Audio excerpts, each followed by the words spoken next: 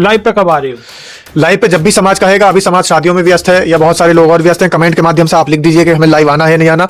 और मैं सबसे आग्रह कर रहा हूं कि अगर लाइव आपको पसंद है तो फिर ज्यादा से ज्यादा संख्या में जुड़ने का आप वादा करें, और अगर वादा करते हैं तो लाइव आ जाएंगे। जनता के ऊपर छोड़ देते हैं कि जनता के लिए ही लाइव आते हैं। समाज ही हमें लाइव लाता है, और समाज अगर लिख देगा कमेंट में कि हाँ लाइव आना है तो लाइव आ जाएंगे। एक तरफ तो प्रधानमंत्री कहते हैं आत्मनिर्भर बनो आत्मनिर्भर बनो, और दूसरी तरफ विदेशों की टेक्निक से काम चल रहा है। बसपा सुप्रीमो बहन मायावती उस टेक्निक पर हमेशा सवाल उठाती हैं। बसपा सुप्रीमो बहन मायावती कहती है बैलेट पेपर से चुनाव कराओ, क्यों नहीं कराते? तो एक तरफ प्रधानमंत्री कह रहे आत्मनिर्भर बनो, और दूसरी तरफ विदेशों की लाई हुई मशीन से इस देश के इतने बड़े उत्सव में, देश के इतने बड़े काम में उनका इस्तेमाल किया जा रहा है। तो आत्मनिर्भर भारत कैसे बनेगा जब बसपा सुप्रीमो बहन मायावती की कही हुई बात मानेगा? तो प्रधानमंत्री का सपना है आत्मनिर्भर भारत बनना चाहिए, तो बसपा सुप्रीमो बहन मायावती का भी सपना है कि भारत आत्मनिर्भर ही जब कहलाएगा। और आत्मनिर्भर भारत की शुरुआत जब होगी जब दूसरों की बनाई हुई मशीनों को नकार करके अपने बैलेट पेपर से चुनाव होगा। तो बहन मायावती समर्थन करती है कि मोदी जी अगर आप इतना आत्मनिर्भर भारत बनाना चाहते हैं तो फिर दूसरों की बनाई हुई मशीनों से, विदेशी वस्तुओं से वोट दिलवाना बंद करिए। मताधिकार जो लोगों का है उनका अधिकार देने की बात आएगी तो स्वदेशी अपनाएंगे, अपना बैलेट पेपर लाएंगे, अपने बैलेट पेपर से चुनाव कराएंगे तो अपनी सरकार आएगी। अपनी सरकार बहुजन समाज पार्टी की सरकार। बिल्कुल बिल्कुल।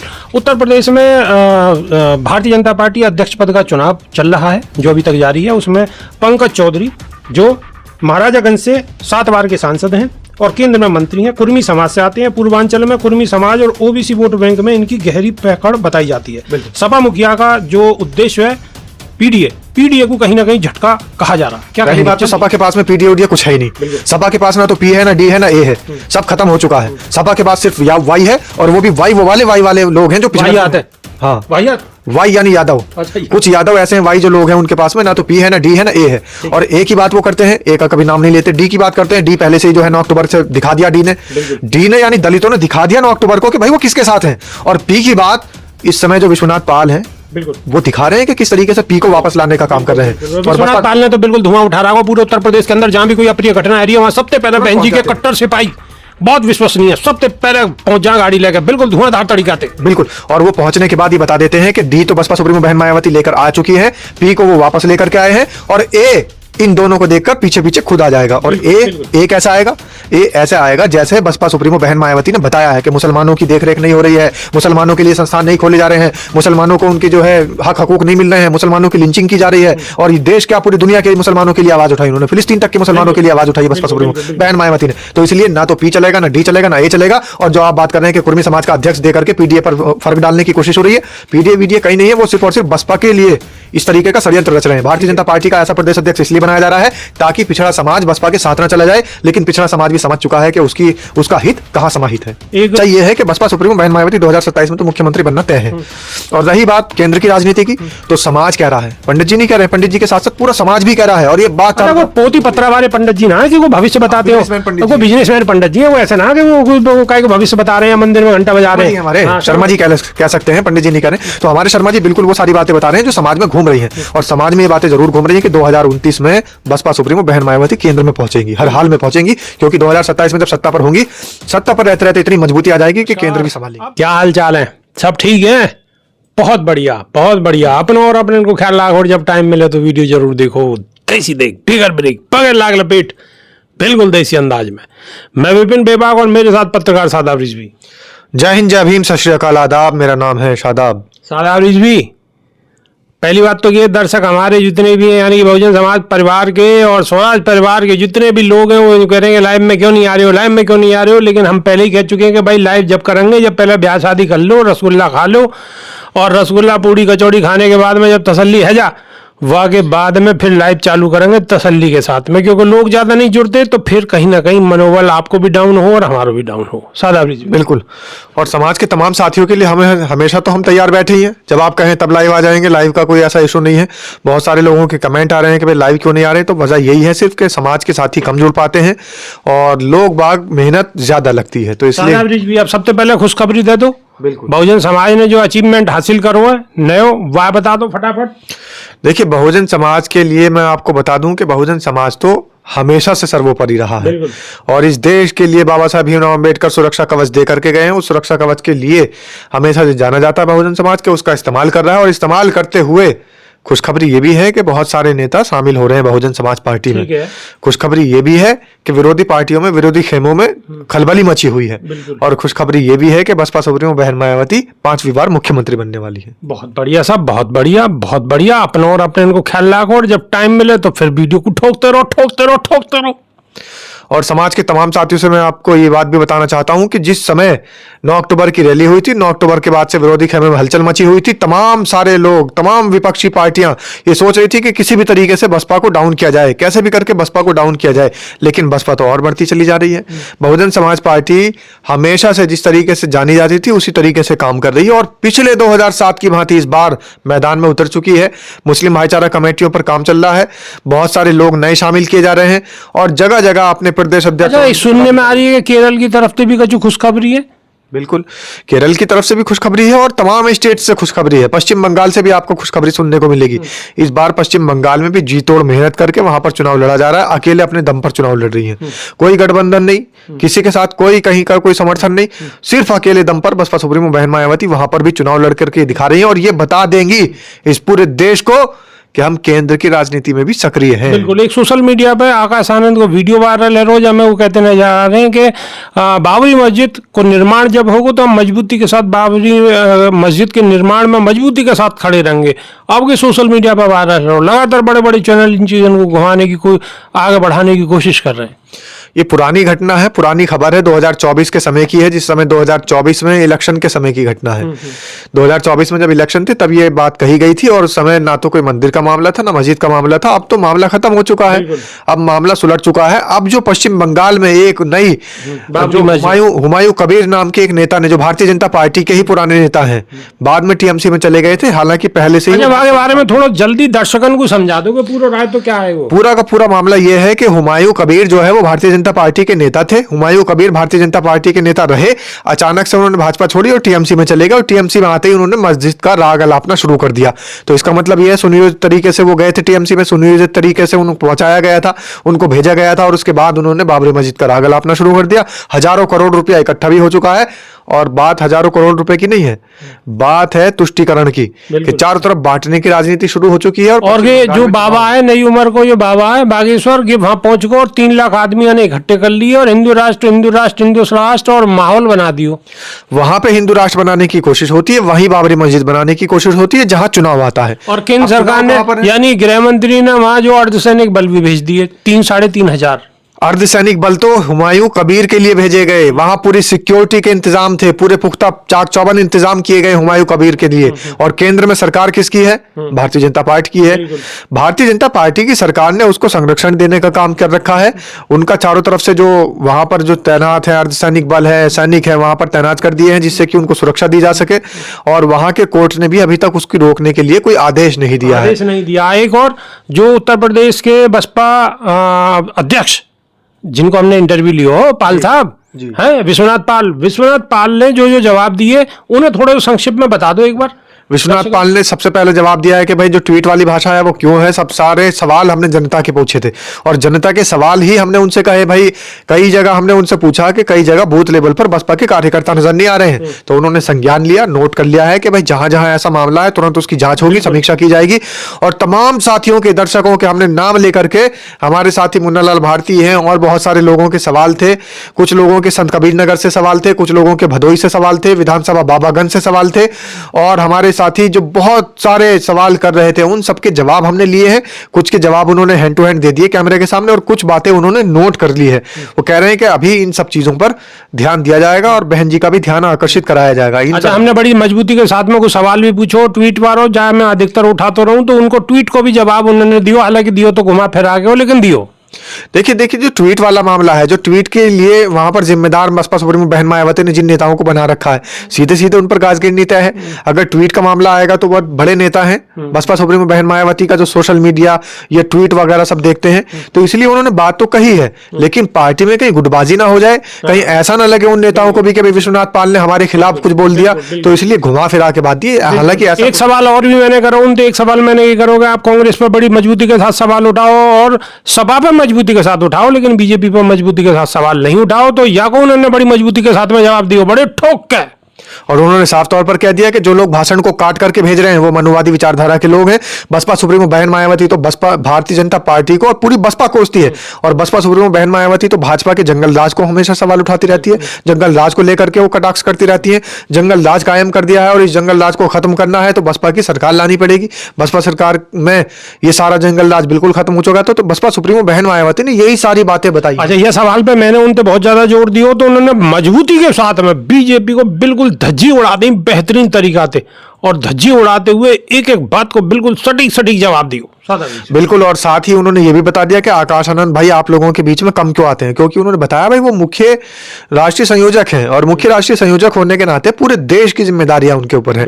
वो कभी भी खाली नहीं बैठ रहे हैं, कभी पश्चिम बंगाल है तो कभी किसी और प्रदेश में है, कभी किसी और राज्य में है, कभी किसी और प्रदेश में है, कभी किसी और राज्य में है। रात और दिन उनके दौरे लगे हुए हैं, उनका लगातार चारों तरफ जो है वो भ्रमण चल रहा है, समीक्षा चल रही है। इसलिए उत्तर प्रदेश में भी अभी आएंगे, आप लोगों के बीच में हाजिर होंगे और आप लोगों के बीच में आकर के आपकी समस्याएं भी सुनेंगे। तो इसलिए ये बात भी आप ना समझें कि आकाश आनंद हमारे बीच में क्यों नहीं आ रहे हैं। बिल्कुल। एक सवाल और मैंने करा होगा, बहन जी कोई नई रैली शुरू करने, रैली जल्दी में कछु करने वाली है या कोई ऐसा प्रोग्राम है? तो उन्होंने बिल्कुल स्पष्ट कही कि यह बात मैं नहीं कह सकूं कि बहन जी को मामला हो, पर्सनल मामला हो, बहन जी जब वो आदेश देंगी वाह वक्त मैं कह सकूं, लेकिन मैं अपनी तरफ से कछु नहीं कह सकूं यह बात पे। लेकिन वो तो नेता है पार्टी के, वो नहीं कह सकते, हम तो पत्रकार हम बता सकते हैं। जनता के लिए मैं बता रहा हूं और अंदर की खबर बता रहा हूं आप लोगों को कि रैली बहुत जल्द होने वाली है। और जब ये बसपा सुप्रीमो बहन मायावती का भी जन्म दिवस है, जन्म दिवस को सहयोग दिवस के रूप में मनाया जा रहा है। इस बार तमाम लोगों को जो है उसमें शामिल किया जाएगा। जन्म दिवस के बाद अभी 2 कार्यक्रम आ रहे हैं बहुजन समाज के। 26 दिसंबर को एक कार्यक्रम है, ग्रेटर नोएडा में बड़ा कार्यक्रम है। फिर उसके बाद 15 जनवरी को कार्यक्रम है, पूरे देश के अंदर कार्यक्रम होंगे क्योंकि बसपा सुप्रीमो बहन मायावती का जन्म दिवस है। अब इसके बाद फरवरी में एक रैली होने वाली है। उसके बाद मार्च तक जितने हमारे समाज के साथी देख रहे हैं वो सभी समाज के साथी और ये मनोवादी खुद ये कह देंगे कि 2027 में बसपा सरकार। अच्छा, सादा ब्रिज भी हाँ, एक हमारे पंडित जी हैं जो हमारे मित्र भी हैं आपके और हमारे, तो वो आज एक बात कह रहे हैं कि बसपा सुप्रीमो बहन मायावती बहुत दूरदर्शी नेता है, या में कोई बिल्कुल शक नहीं है, और आने वाले 2027 के चुनाव में बहन जी का जो बहुत बड़ा करने वाली है, जो आम आदमी सोच भी ना सके वो करने वाली है और पूरी तैयारी है चुकी है। मैंने कि भाई बता दूं, कुछ और तो बताओ।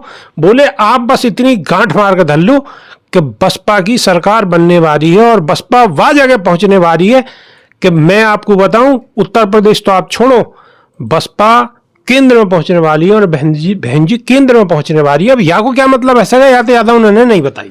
देखिए, बहुत सारे लोग अटकलें लगाते हैं, बहुत सारे लोग कयास लगाते हैं, कयास से ही राजनीति चलती है, अटकलों का बाजार गर्म रहता है। लेकिन सच्चाई ये है कि बसपा सुप्रीमो बहन मायावती 2027 में तो मुख्यमंत्री बनना तय है। और रही बात केंद्र की राजनीति की, तो समाज कह रहा है, पंडित जी नहीं कह रहे हैं, पंडित जी के साथ साथ पूरा समाज भी कह रहा है। और ये बात वो पोती पत्रा वाले पंडित जी ना है कि वो भविष्य बताते हो, वो बिजनेसमैन पंडित जी है, वो ऐसे ना कि वो काय को भविष्य बता रहे हैं, मंदिर में घंटा बजा रहे हैं। हमारे शर्मा जी कह सकते हैं, पंडित जी नहीं कह रहे। तो हमारे शर्मा जी बिल्कुल वो सारी बातें बता रहे हैं जो समाज में घूम रही हैं, और समाज में ये बातें जरूर घूम रही हैं कि 2029 में बसपा सुप्रीमो बहन मायावती केंद्र में पहुंचेंगी, हर हाल में पहुंचेंगी, क्योंकि 2027 में जब सत्ता पर होंगी, सत्ता पर रहते रहते इतनी मजबूती आ जाएगी कि केंद्र भी संभाल लेंगे। अब आप सब लोग ये बताओ कि एक ब्राह्मण परिवार से बहुत संपन्न आदमी है और बिजनेसमैन आदमी जब यह बात को कह रहे हैं तो यह को मतलब क्या? उनकी राजनीति में बहुत अच्छी पकड़ है, उनके होटल वोटल हैं, बड़े बड़े नेता के यहाँ, सत्ता पक्ष के लोगों के यहाँ और विपक्ष के यहाँ उनके भोजन जाते रहे, खाने जाते रहे, और बड़ी मोटी मोटी पेमेंट आवे, बड़े आदमी है। अगर वो इतनी बात कह रहे हैं तो यह को मतलब कहानी कछु बहुत बड़ी बारी है। सादा और कहानी बिल्कुल क्लियर है। 2027 में उत्तर प्रदेश की कुर्सी संभाली जाएगी और 2029 में केंद्र की कुर्सी संभाली जाएगी, ये बिल्कुल तय है। अब लेकिन बहुत सारे लोग ये सोचेंगे कि भाई किससे गठबंधन होगा, कहाँ जाएंगी, कैसे होगा, ये सारी तो बिना मिले किसी से संभव नहीं है। चलो बाबा, अपने समाज के नहीं है तो यही बहुत बड़ी बात है जो बात चल रही है, इन ही पूरा मजा आ रहा हो और आने वाले समय में और ज्यादा मजा आ हो। लेकिन वीडियो को आराम से बिल्कुल नहीं देखना, वीडियो को देखते ही सुनते ही तुरंत ठोकते रहना, दूसरे के फोन तक पहुंचानी है। क्यों? क्योंकि अपने समाज की बात है। अगर बसपा को लाना है तो मेहनत करनी पड़ेगी, आप पर कोई फावड़ो नहीं चलाना, कोई आपको भैंस नहीं नवानी, कोई आपको बुग्गी नहीं जोड़नी, आपको बस आपके हाथ में जो फोन है वहां में एक बटन है, वह बटन को दबाना और वीडियो को ठोकते रहना। अब आ जाओ सवाल कछु जो आज के गर्म मुद्दा है उन पर थोड़ी मैं आपकी प्रतिक्रिया चाहूंगा, जल्दी कम शब्दों में ही अपनी बात को आप रख देंगे, ठीक है? पोर्ट ब्लेयर में केंद्रीय गृह मंत्री अमित शाह और आरएसएस प्रमुख मोहन भागवत ने वीर सावरकर की प्रतिमा को भव्य उद्घाटन करो है। जल्दी प्रतिक्रिया। आप वीर कह सकते हो, हम वीर नहीं कह सकते। हमने तो उनकी बात बताई है, मैं काहे को वीर कह रहा हूँ। जो लोग कह रहे हैं उन्हीं के लिए कह रहा हूं कि वो लोग वीर कह सकते हैं, आप लोग वीर कह सकते हैं, हम लोग वीर नहीं कह सकते। ठीक है। हम तो, हमारे लिए तो एक ही वीर है। और सही बात रही बात प्रतिमा के अनावरण की और प्रतिमा लगाने की, तो हम तो जब मानेंगे जब हमारे देश के प्रधानमंत्री बाबा साहब भीमराव अंबेडकर की बड़ी एक भव्य प्रतिमा का अनावरण करेंगे, जब हमारे देश के गृह मंत्री हमारे देश के संविधान निर्माता बाबा साहब भीमराव अंबेडकर की प्रतिमा का अनावरण और करेंगे। प्रतिमा भी इतनी बड़ी होनी चाहिए कि जो दूर से विदेशन से भी दिख जा। प्रतीक्षा है। अब दूसरी बात, सबसे बड़ी बात यह है कि मोहन भागवत भी उनके साथ वहां पर गए हैं। तो जब मनुवादी सोच के लोग, मनुवादी विचारधारा के लोग इस तरीके की प्रतिमाओं का अनावरण करेंगे, तो हमें उन बातों से कोई लेना देना नहीं है, ना ही हम उनका जिक्र करके उनका कोई प्रचार करना चाहते हैं। वो विलन थे, इस देश के विलन रहेंगे, मुखबिर थे, मुखबिर ही रहेंगे ऐसे बहुत लोग। बढ़िया। अच्छा, अब आप इनको तो जानते होंगे, राम भद्राचार्य को। राम भद्राचार्य कह रहे हैं कि हम ब्राह्मण हैं और हमारे अंदर इतनी शक्ति होती है कि बिना संभोग के बच्चा पैदा हो जाता है। हम शादी के बाद तंत्र मंत्र और सिद्धियों से बिना संभोग के बच्चा पैदा कर सकते हैं, यानी बगैर संभोग के बच्चा पैदा कर सकते हैं। जल्दी से आपकी प्रतिक्रिया। राम भद्राचार्य पाखंडी हैं और इस पाखंड से हमारे बाबा साहब भीमराव अंबेडकर ने तमाम सालों पहले इस देश के तमाम बहुजन समाज के लोगों को मुक्ति दिलाने का काम किया था, इसीलिए समाज उनको मुक्तिदाता के रूप में भी जानता है। तो भाई हम दोबारा क्यों इस पाखंड में पड़े। अब वो राम भद्राचार्य क्या कह रहे हैं, अभी थोड़ी दिन पहले वो बता रहे थे कि महिला जो है वो एक खिलौना है और वो सिर्फ और सिर्फ मजे की वस्तु है, खेलो और छोड़ दो। तो इस तरीके के बाबाओं को, जो बाबा इस तरीके के पाखंडी बाबा हैं, ऐसे पाखंडी बाबाओं का हम जिक्र नहीं करना चाहते हैं। ये फालतू की बातें हैं और ना ही आप इन बाबाओं के चक्कर में पड़िए, क्योंकि ये पाखंडी, और पाखंड से हमें आजाद दिला कराया था, पाखंड से हमें मुक्ति दिलाई थी बाबा साहब भीमराव अंबेडकर ने। अच्छा, फिर तीसरा सवाल है कि किम जोंग उन की पार्टी कोरियाई वर्कर्स पार्टी ने नवीनतम चुनाव में 99.91% वोट हासिल करके जीत हासिल की है। और भारत में भी कुछ ऐसे ही लक्षण आगे को देखने को मिल रहे हैं, जिसमें चाइना, रशिया और कोरिया। एक तरफ तो प्रधानमंत्री कहते हैं आत्मनिर्भर बनो, आत्मनिर्भर बनो, और दूसरी तरफ विदेशों की टेक्निक से काम चल रहा है। बसपा सुप्रीमो बहन मायावती उस टेक्निक पर हमेशा सवाल उठाती हैं। बसपा सुप्रीमो बहन मायावती कहती हैं बैलेट पेपर से चुनाव कराओ, क्यों नहीं कराते। तो एक तरफ प्रधानमंत्री कह रहे आत्मनिर्भर बनो और दूसरी तरफ विदेशों की लाई हुई मशीन से इस देश के इतने बड़े उत्सव में, देश के इतने बड़े काम में उनका इस्तेमाल किया जा रहा है। तो आत्मनिर्भर भारत कैसे बनेगा जब बसपा सुप्रीमो बहन मायावती की कही हुई बात मानेगा।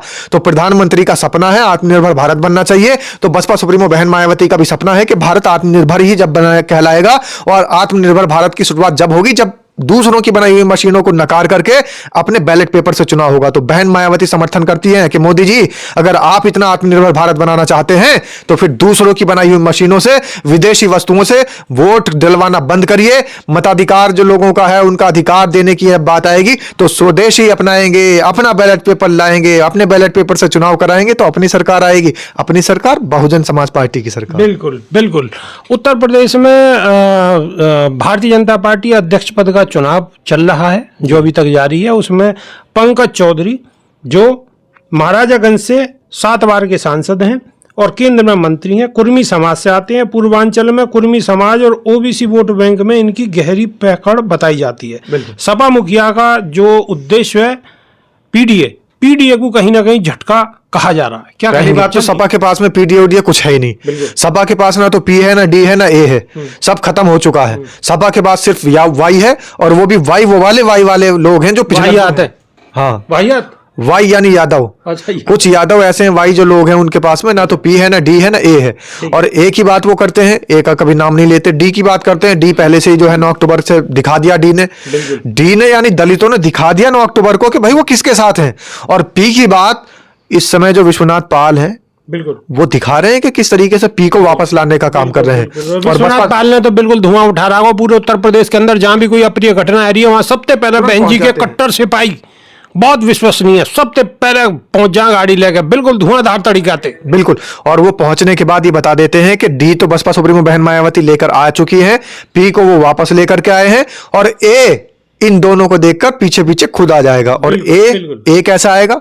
ए ऐसा आएगा जैसे बसपा सुप्रीमो बहन मायावती ने बताया है कि मुसलमानों की देखरेख नहीं हो रही है, मुसलमानों के लिए संस्थान नहीं खोले जा रहे हैं, मुसलमानों को उनके जो है हक हकूक नहीं मिल रहे हैं, मुसलमानों की लिंचिंग की जा रही है। और देश क्या पूरी दुनिया के मुसलमानों के लिए आवाज उठाई उन्होंने, फिलिस्तीन तक के मुसलमानों के लिए आवाज उठाई बसपा सुप्रीमो बहन मायावती ने। तो इसलिए ना तो पी चलेगा, ना डी चलेगा, ना ए चलेगा। और जो आप बात कर रहे हैं कि कुर्मी समाज का अध्यक्ष देकर के पीडीए पर फर्क डालने की कोशिश हो रही है, पीडीए कहीं नहीं है, वो सिर्फ और सिर्फ बसपा के लिए इस तरीके का षड्यंत्र रच रहे हैं। भारतीय जनता पार्टी का ऐसा प्रदेश अध्यक्ष इसलिए बनाया जा रहा है ताकि पिछड़ा समाज बसपा के साथ ना चला जाए, लेकिन पिछड़ा समाज भी समझ चुका है कि उसका हित कहाँ समाहित है। एक आईपीएस है, जवरिया रिटायर आईपीएस अमिताभ ठाकुर जी। ठीक है, वो कह रहे हैं कि मेरी हत्या हो सकती है। उन्होंने दवाई वाला मसले पर सवाल उठाया था, उत्तर प्रदेश सरकार नाराज हो गई, बाबा नाराज हो गए, बाबा ने उनकी गिरफ्तारी करवा ली। बहुत सारे आईपीएस ऐसे हैं, बहुत सारे आईएएस ऑफिसर ऐसे हैं जिनके ऊपर घास गिर रही है। आप देखिए, सिर्फ एक आईएएस ऑफिसर को इसलिए निलंबित कर दिया गया कि उसने ये कहा था कि हमारे साथ में ब्राह्मणों का रोटी बेटी का साथ होना चाहिए। मैं ये कहता हूं कि इस देश के अंदर जाति भेदभाव खत्म होना चाहिए और ब्राह्मणों को दलित लड़कों से अपनी बेटी देनी चाहिए। क्यों नहीं ब्याहते? अगर इनको इतना ही शौक है इस देश के अंदर से गैर बराबरी खत्म करने का, तो अपनी बेटियां ब्याहिए। ये बात उन्होंने कही थी, तो संतोष वर्मा को निलंबित कर दिया गया। और देखिए, सबसे बड़ी बात यह है कि आईपीएस की जिसकी आप बात करें अमिताभ ठाकुर, उनको सिर्फ इसलिए जेल में डाल दिया गया कि सरकार विरोधी जो गलत कार्य हैं उन्होंने सरकार का विरोध किया, गलत कार्यों से जनता विरोधी जो इनकी नीतियां हैं उसका विरोध किया, उन्होंने आवाज उठाई। तो जो भी व्यक्ति यहां पर आवाज उठाता है, चाहे वो आईपीएस हो, चाहे आईएएस ऑफिसर हो, चाहे आम जनता हो, सबको एक खाने में गिना जा रहा है और एक ही चाबुक से उनको मार लगाई जा रही है। और ये इस तानाशाह सरकार की चाबुक की मार ही है जो आईपीएस अमिताभ ठाकुर को जेल में डाल दिया जा रहा है, जो आईएएस ऑफिसर संतोष वर्मा को निलंबित किया जा रहा है। शादाब रिजवी, आप भीम आर्मी की बात करते थे कि आर्मी आर्मी आर्मी कुछ नहीं, आर्मी कोई है, आर्मी फलानी आर्मी ढिकानी आर्मी, लेकिन अब एक और नई आर्मी बन गई है, नई आर्मी बनाई है पीले गमछे वाले ओम प्रकाश राजभर ने। देखिए, पीले गमछे वाले आर्मी बनाए या फिर नीले गमछे वाले आर्मी बनाए, ये जितनी भी आर्मी है सारी फर्जी आर्मी है। जो आर्मी पहले बन चुकी है और जो अराजनैतिक आर्मी है वही काम कर रही है। और दूसरी बात, वो वॉलंटियर्स हैं। अगर बहुजन समाज पार्टी की मान्यवर साहब कांशीराम की कोई आर्मी थी तो वॉलंटियर्स हैं, बीवीएफ है और बहुजन वॉलंटियर्स फोर्स उसका नाम है। उन्होंने कोई आर्मी उर्मी का नाम नहीं रखा। क्यों नहीं रखा? क्योंकि संविधान में बाबा साहब भीमराव अंबेडकर ने जो भी कार्य किए हैं इस देश के लिए, वही आर्मी मेन है, जो हमारे देश की इंडियन आर्मी है, बस वही आर्मी मानी जाएगी। बाकी चाहे करनी सेना हो, चाहे आरएसएस की आर्मी हो, चाहे वो ओम प्रकाश जी की आर्मी हो, चाहे वो चंद्रशेखर रावण की आर्मी हो या किसी और की आर्मी हो, ये सब फर्जी है। बल्कि ऐसी आर्मी पर बैन लगना चाहिए। हमारे देश के पहले गृह मंत्री ने बैन लगा दिया था उस पर, आरएसएस की जो सेना थी, कि ऐसी सेना नहीं चाहिए। हमारे देश की सेना इंडियन आर्मी बहुत है और हमारे देश की इंडियन आर्मी को ये धता बता करके नई नई आर्मी बना रहे हैं, नई नई सेना बना रहे हैं, नई नई फौज बना रहे हैं। इन पर कार्रवाई होनी चाहिए, ऐसे संगठनों पर बैन लगना चाहिए और इनकी जो राजनीतिक वहां पर जो इनकी ताकत है वो भी छीन लेनी चाहिए। इनके ऊपर केस होकर के इनको जेलों में डाल देना चाहिए। बिल्कुल, जेलों में डाल देना चाहिए। शादाब रिजवी, एक सवाल और है, एक सवाल आ रहा है राजस्थान से। राजस्थान के हनुमानगढ़ में एथेनॉल प्लांट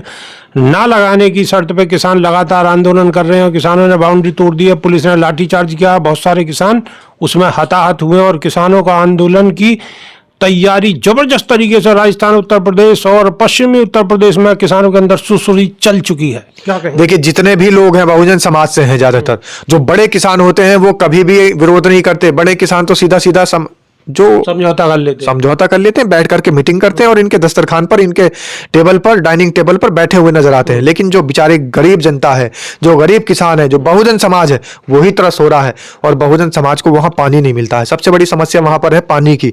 तो पानी की समस्या की वजह से ये लोग उग्र हुए हैं, इनका आंदोलन शुरू हुआ है क्योंकि सरकार जो वहां पर इथेनॉल प्लांट लगाना चाह रही है उसके अंदर सबसे ज्यादा स्वच्छ पानी की खपत होती है। उसमें गंदा पानी इस्तेमाल नहीं हो सकता है, स्वच्छ पानी की खपत ज्यादा होती है। सारा का सारे पानी तो फैक्ट्री में अंदर चला जाएगा, इस यूनिट के अंदर चला जाएगा, इस प्रोजेक्ट को चलाने के लिए इस्तेमाल हो जाएगा। तो फिर आम जनता कहां से पानी पिएगी? रोजमर्रा के कामों में इस्तेमाल करने के लिए साफ पानी कहां से लेकर के आएगी? इसलिए वहां का जो किसान है वो चिंतित है कि हमारे आने वाले बच्चों को, वैसे ही सरकार कोई सुविधाएं नहीं दे रही है, हमारे आने वाले बच्चों को शिक्षा की व्यवस्था नहीं मिल पा रही है, स्वास्थ्य की व्यवस्था नहीं मिल पा रही है, स्वास्थ्य की जो सेवाएं वो नहीं मिल पा रही है। तो तमाम सेवाओं से जो हमारी मूलभूत सुविधाएं हैं वो सुविधाएं नहीं मिल पा रही है, वो सेवाएं नहीं मिल पा रही है। अब खाने के लिए अगर खाना भी ना मिल रहा हो, पीने के लिए अगर स्वच्छ पानी भी ना मिले और सांस लेने के लिए अगर हवा भी खतरनाक हो जाए तो फिर जीवन कैसे यापन होगा? इसलिए वहां के किसान उग्र हो रहे हैं और बहुजन समाज के जहां पर बाहुल्य क्षेत्र है वहीं पर सरकार इस तरीके का जानबूझकर काम कर रही है। जानबूझकर बहुजन समाज के लोगों को परेशान करने के लिए ये काम किया जा रहा है। बड़े उद्योगपतियों को फायदा पहुंचाने के लिए तैयारी कर रही है किसान। अडानी और अंबानी और दो बेचने वाले और दो खरीदने वाले किसानों के बाद ज्यादा प्रचलित है रही है। गिथी बहुत जो ताजी ताजी खबर है या टाइम बिल्कुल जिनते भौकाल बनो हुआ है इन खबरों से सगरी खबर आपको बता दी है और बहुजन समाज की जितनी भी खबर है वो भी आपको बता दी है। शादाब रिजवी, अब लास्ट सवाल एक है कि लाइव पे कब आ रहे हो? लाइव पे जब भी समाज कहेगा, अभी समाज शादियों में व्यस्त है या बहुत सारे लोग और व्यस्त हैं, कमेंट के माध्यम से आप लिख दीजिए कि हमें लाइव आना है नहीं आना। और मैं सबसे आग्रह कर रहा हूं कि अगर लाइव आपको पसंद है तो फिर ज्यादा से ज्यादा संख्या में जुड़ने का आप वादा करें, और अगर वादा करते हैं तो लाइव आ जाएंगे। जनता के ऊपर छोड़ देते हैं क्योंकि जनता के लिए ही लाइव आते हैं, बिल्कुल। समाज ही हमें लाइव लाता है, और समाज अगर लिख देगा कमेंट में कि हाँ लाइव आना है तो लाइव आ जाएंगे। तो अभी के नहीं आ सिर्फ इतना ही, नई वीडियो में फिर रूबरू होंगे। जब तक के नहीं आ देसी देख बिगर ब्रेक बगैर लाग लपेट बिल्कुल देसी अंदाज में। बहुत बहुत धन्यवाद। जय भीम, जय संविधान, जय विज्ञान, जय भीम, जय संविधान, नमो बुद्धाय। नमस्कार।